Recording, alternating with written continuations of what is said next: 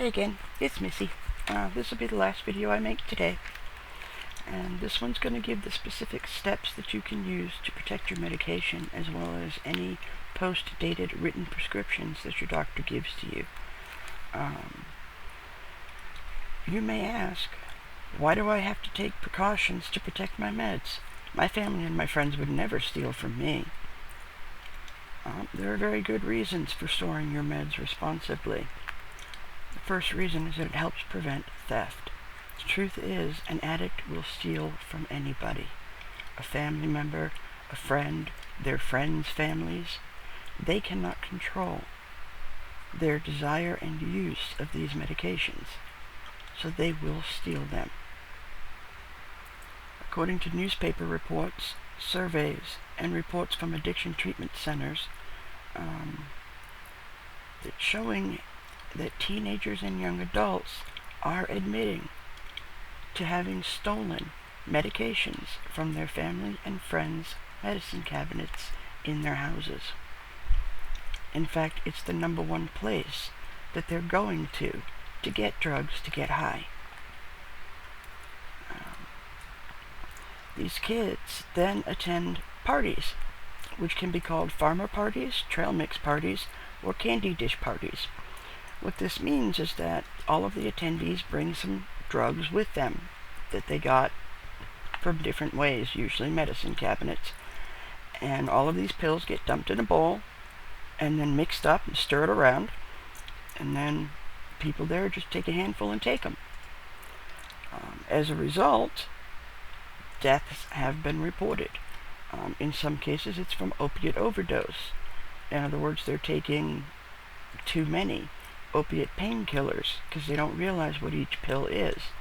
Some of the other deaths have been as a result of taking medications for other conditions, like heart disease medications, like digoxin, which regulates the heartbeat. If you take it when you don't need it, it can cause a heart attack and kill you. Kids don't know what's in the medicine cabinet or what the drugs are for, and if they really don't know the difference between a Percocet and, say, a Dilantin, which is for seizures, they could take the Dilantin to the party and kill somebody. So that's one reason to take these steps, especially if you've got kids or teenagers in the house or as part of your family and they come to visit. In my opinion, taking these extra steps would be better than taking the risk of your meds being stolen and brought to one of these parties and somebody gets sick. Another good reason for protecting your meds is it helps to show your doctor that you're serious about your medication and that you do have psychological control over your medications and their use. This can help prevent your doctor's office from labeling you as an addict. An addict does not have psychological control over the use of these medications. It's one of the signs of an addict versus somebody who's dependent. So what steps should you take? Well, at your doctor's office, when you're in the waiting room, do not tell anybody in the waiting room what medications you're expecting to get. Do not tell them what you're on. When you're given your written prescriptions, put them away. Do not walk out of the office with the prescriptions in your hand. Do not lay them on the counter where somebody else can read them while you're signing out. Do not show them to anybody in the waiting room.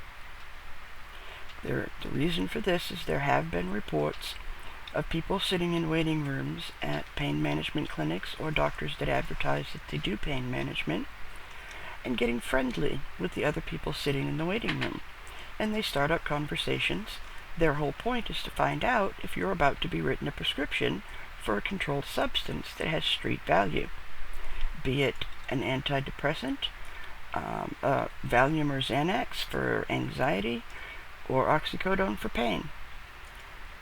They then either exit the waiting room before you come out from the doctor's and wait for you or they text their partner in the parking lot describing you and what you're wearing. So when you exit the building, they rob you and take the prescriptions. So the more quiet you are about your meds and you keep it to yourself, the safer you are when you leave your doctor's office. The steps to protect your meds at the pharmacy. So you take your written prescriptions, you go to the pharmacy, you give them to the pharmacist, you wait for them to fill it, you pick up your bag, and then you leave, right? Well, there's a few steps you can take to ensure that you're being as safe as possible while picking up your filled prescriptions and while dropping them off. Do not show your written prescriptions to anybody who might be waiting at the pharmacy counter or in the chairs. Some pharmacies have a little waiting area with chairs. But do not show your prescriptions to anybody before turning them in to the pharmacist. Also, do not tell the other people that are waiting around what medication you're waiting for. Pharmacy employees should not announce out loud the name of your medications when they call you up to get them, or for any other reason. If they do, you should say something about it, because that's in violation of the HIPAA laws. If they start announcing out loud, or being too loud while discussing your medications, other people can overhear them, and that violates the privacy of your medical information. Many pharmacies now give customers that are standing at the counter picking up their prescriptions a little more space. They ask that the line be formed a few feet behind the person at the counter, leaving space between the line and the counter so that the person at the counter cannot be overheard. This is to allow some privacy. They also have an area that's a little more private if you need to actually talk to the pharmacist about side effects or what have you. Again, it's a good idea to not state the name of your medication, and that the pharmacy employees do not state the name of your medication. Try to make sure that that space between you and the person next in line is there. If not, please request the space so that you cannot be overheard. Once you've got your bottles, open them and check the contents. Make sure the pills look like they did when you got them last month. If they look different, ask the pharmacist why. Normally it's because they got a different generic brand. Excuse me. So they're going to look a little different because each company that makes the medication, their pills have to look different.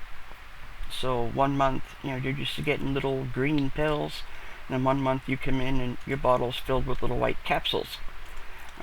But the pharmacist assures you that it's just a new generic. So double check that.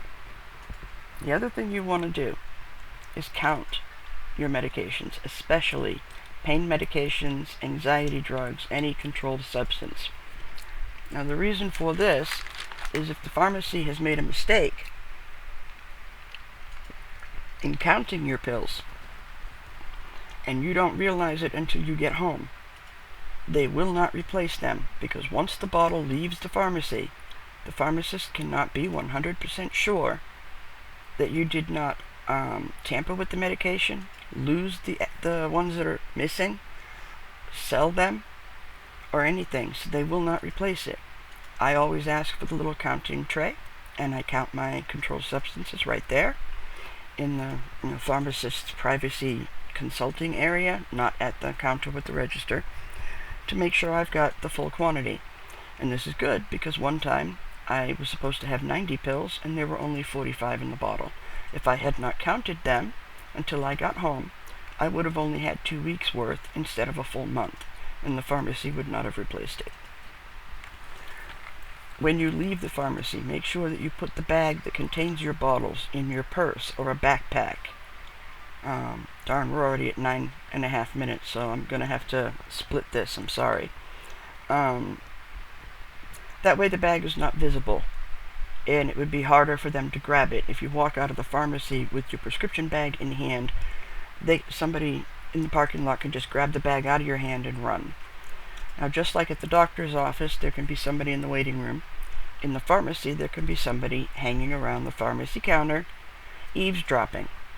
They then will text to a partner in the parking lot how one of the customers is dressed or what have you, and that this customer just picked up a prescription for, I don't know, let's say Percocet, and when you leave the pharmacy, you get robbed. So, yeah, you want to keep your voice down, not name your prescriptions, and not walk out of the pharmacy with your bag in your hand. Another good idea is when you go to your pharmacy, don't go alone. When I go, I usually take my husband or my brother with me, because you're less apt to be confronted if there's more than one person, especially if there's a guy around, if you're a woman. Now, since this video's already hit 10.5 minutes, I'm going to go ahead and stop this one and have to make a third, which I was hoping I wouldn't, but oh well. And that will cover the precautions that you need to take when you actually get your meds home. So I'll see you in a minute.